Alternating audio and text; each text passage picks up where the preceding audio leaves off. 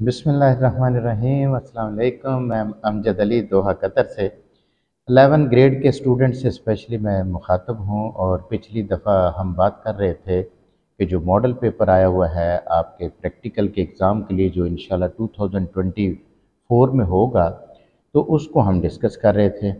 अब उसके A section को हमने डिस्कस कर लिया था। अब आगे आज हम इंशाल्लाह बी सेक्शन डिस्कस करने जा रहे हैं।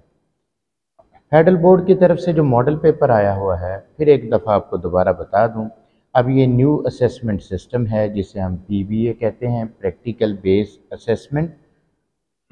अब आपका जो एग्ज़ाम होगा वो उसका टाइम होगा 60 मिनट्स, 1 आवर में आपको कंप्लीट करना होगा। मार्क्स हैं इसके 15। और पिछला जो लेक्चर था इसका, उसमें मैंने आपको सेक्शन ए एक्सप्लेन कर दिया था इस पेपर का। और आज हम इंशाअल्लाह ताला सेक्शन बी को डिस्कस करेंगे। सेक्शन बी की अगर बात करें तो सेक्शन बी में डिफरेंट क्वेश्चंस हैं, यानी क्वेश्चन नंबर 2 है सेक्शन बी में। और यहाँ पर जो क्वेश्चंस हैं वो ज़्यादातर एमसीक्यूज टाइप हैं। और ये क्वेश्चन जो दिया गया है ये आपका एक एक्सपेरिमेंट है वहाँ पेपर क्रोमेटोग्राफी उसको लेकर के। पेपर क्रोमेटोग्राफी में हम एक जो है ना वो पेपर शीट लेते हैं जिसको हम क्रोमेटोग्राफिक टैंक में डिप करते हैं, उसमें सॉल्वेंट डालते हैं और उसके ऊपर जो है वो हम स्पॉट लगाते हैं, वो कंपाउंड जिनको हमने आइडेंटिफाई करना होता है। तो यहाँ पर ये एक क्रोमेटोग्राम की पिक्चर है। आपने इस पिक्चर को देखना है और इसमें देखना है कि यहाँ से लेकर वहाँ तक सॉल्वेंट ने कितना डिस्टेंस ट्रैवल किया है, वो with the help of lead pencil उधर आपने लिख देना है, नोट कर लेना है। इसी तरह से जो सल्यूट है वो नीचे से ट्रैवल करके ऊपर कितना गया, जैसे ये येलो स्पॉट है, ये रेड स्पॉट है, ये ब्राउन स्पॉट है, ये स्पॉट सल्यूट है, ये ट्रैवल करके ऊपर कितना गया है, ये आपने नोट करना होता है जब आप प्रैक्टिकल परफॉर्म करते हैं। अब यहाँ आपसे क्वेश्चन क्या पूछा जा रहा है कि एक ऑलरेडी आपको डायग्राम दे दी गई है जिसमें ये फ़र्ज़ करें आपको मेंशन कर दिया जाएगा कि यहाँ पर सॉल्वेंट जो है ना उसने इतना डिस्टेंस ट्रैवल किया है, सल्यूट जो है उसने इतना डिस्टेंस ट्रैवल किया है। तो इस नॉलेज की मदद से आप ये करें कि आरएफ वैल्यू निकाल के बता दें। अब आरएफ वैल्यू अगर आपने सीखी होगी तो आप निकाल लेंगे। आरएफ वैल्यू क्या होती है, इसे हम आरएफ वैल्यू है कि अगर आपके पास सल्यूट की वैल्यू हो, सॉल्वेंट की वैल्यू हो, उन दोनों को डिवाइड कर दें, उनकी रेशियो जो निकलती है उसे हम आरएफ वैल्यू कहते हैं। ये एब्रीवेशन है वर्ड रिटार्डेशन फैक्टर का। और इसको कैलकुलेट करने का जो फार्मूला है वो ये है कि डिस्टेंस ट्रेवल्ड बाय सल्यूट ऊपर लिखेंगे इन सेंटीमीटर क्यूब और डिवाइड कर देंगे distance travelled by the solvent front in centimetre cube. आपके पास रेशियो आंसर आ जाएगा। जो आंसर आपके पास आ जाए आप यहाँ पर उसको सर्कल कर दें। तो इस तरह से ये आपका हो जाएगा इस सेक्शन का ये वाला क्वेश्चन। अब आगे चलते हैं, अभी चल रहा है क्वेश्चन नंबर 2। क्वेश्चन नंबर 2 में अब नेक्स्ट है क्वेश्चन आपका, ये कॉमन आइन इफेक्ट वाला एक प्रैक्टिकल है, उससे रिलेटेड है। ये कॉमन आइन इफेक्ट का प्रैक्टिकल आपने परफॉर्म किया, उस नॉलेज को लेकर के आप बताइए कि नीचे ये डिफरेंट ऑप्शन दी गई हैं, आपने बताना है कि इनमें से कौन सी ऑप्शन करेक्ट है which will give the precipitate in this experiment. तो आपको अगर याद हो कि वहाँ पर हम रॉक साल्ट का क्या मतलब है, टेबल साल्ट यानी सोडियम क्लोराइड का सोल्यूशन बनाते हैं और उसमें से अगर आप HCl गैस पास करें तो उसका Cl और इसका Cl कॉमन आइन इफेक्ट हो जाता है। कॉमन आइन इफेक्ट होने की वजह से वो प्रेसिपिटेट बनते हैं। मैंने यहाँ कोशिश की है, इक्वेशन लिखी है नीचे आंसर में, जिसमें आप देख सकते हैं कि NaCl भी आयोनाइज होता है तो H पॉजिटिव और Cl नेगेटिव, और HCl भी आयोनाइज हो जाती है H पॉजिटिव और Cl नेगेटिव। Cl कॉमन आइन हुए, कॉमन आइन इफेक्ट होने की वजह से प्रेसिपिटेट बनेंगे इस कम्बिनेशन की वजह से। तो आंसर होना चाहिए ये वाला rock salt solution plus HCl।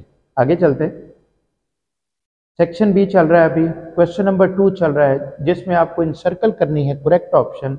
अब नेक्स्ट है एक और एक्सपेरिमेंट, उसके मतलब वो क्वेश्चन पूछ रहे हैं कि lead and cadmium are the colourless liquid. ठीक है, ये भी क्रोमेटोग्राफी का आपका दूसरा एक्सपेरिमेंट है जो आपके सिलेबस में है। पेपर क्रोमेटोग्राफी के 2 एक्सपेरिमेंट हैं आपके सिलेबस में।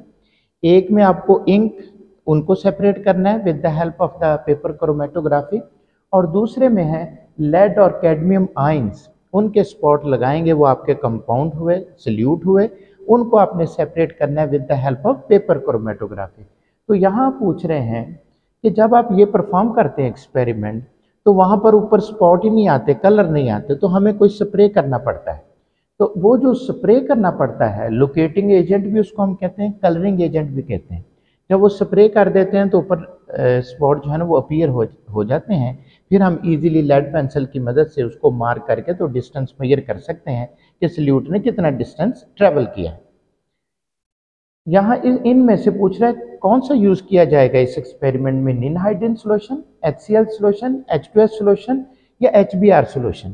तो इस एक्सपेरिमेंट में जब आपने प्रैक्टिकल परफॉर्म किया होगा तो आपने देखा होगा, वरना आप जब परफॉर्म करेंगे तो देख लेंगे, H2S जो है उसका सोल्यूशन यूज़ किया जाता है एज ए लोकेटिंग एजेंट या एज ए कलरिंग एजेंट। आगे चलते हैं। आगे ये एक और एक्सपेरिमेंट है जो मुझे लिस्ट में तो नहीं नज़र आया, लेकिन यहाँ पे मॉडल पेपर में है कि estimate the amount of barium ion in the given solution BaCl2 gravimetrically and it can be done by the addition of. यानी क्या चीज़ डालेंगे इसके सॉल्यूशन में, बेरियम के सॉल्यूशन में, जिससे ये एक्सपेरिमेंट परफॉर्म हो जाएगा। तो वो ये ऑप्शन डिफरेंट दी हुई हैं। इनमें से जो करेक्ट ऑप्शन बनती है वो बनती है K2CrO4 सॉल्यूशन।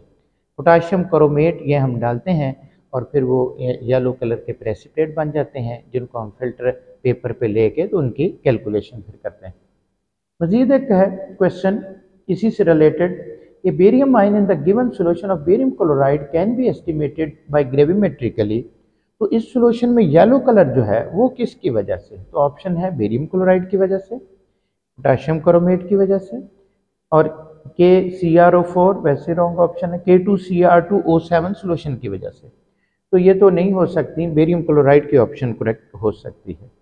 आगे क्वेश्चन जो है सेक्शन नंबर बी, अभी सेक्शन बी चल रहा है, क्वेश्चन 2 चल रहा है सेम। यहाँ फिर पूछ रहे हैं इन सर्कल द करेक्ट ऑप्शन। ये जो एक्सपेरिमेंट दिया हुआ है ये एक्सपेरिमेंट है आपके न्यूट्रलाइजेशन वाले एक्सपेरिमेंट के मतलब। आपके वहाँ चैप्टर में, थ्योरी में एक चैप्टर है थर्मोकेमिस्ट्री में, आप पढ़ेंगे न्यूट्रलाइजेशन का टॉपिक, जिसमें अगर HCl NuH के साथ रिएक्ट करे तो न्यूट्रलाइजेशन रिएक्शन हो जाता है। और ये एक एक्सोथर्मिक रिएक्शन है। आपको यहाँ ये बताना है कि अगर फ़र्ज़ करें ये होता है, ये एक प्रैक्टिकल आप करते हैं, तो आप बताइए कि इस प्रैक्टिकल में, यहाँ पर प्रैक्टिकल आपका यही है कि heat of neutralisation of sodium hydroxide and HCl can be determined by the apparatus shown. Apparatus मैंने पीछे आपको शो किया पिछली स्लाइड में। अब यहाँ ग्राफ दे दिए गए हैं, option A, B, C and D। आपको एक करेक्ट करना है कि कौन सी ऑप्शन जो है ना वो करेक्ट है to calculate the heat of neutralisation. आपको पता है कि हीट ऑफ न्यूट्रलाइजेशन में जब एसिड और बेस आपस में रिएक्ट करते हैं टेम्परेचर राइज होता है। तो आपको करेक्ट ऑप्शन ये लगती है, जो करेक्ट ऑप्शन होगी वो आपको सर्कल कर देना है और इस तरह से आपको एक नंबर मिल जाएगा। लेक्चर की लेंथ से बचने के लिए मैं कोशिश करता हूँ कि आपको जल्दी जल्दी चीज़ें बताऊँ। आज मैंने आपको सेक्शन जो है वो बी वो डिटेल के साथ एक्सप्लेन किया है मॉडल पेपर का। बाकी इंशाअल्लाह ताला आप जुड़े रहिए हमारे साथ और इंशाअल्लाह ताला बाकी नेक्स्ट। ओके, अल्लाह हाफिज़।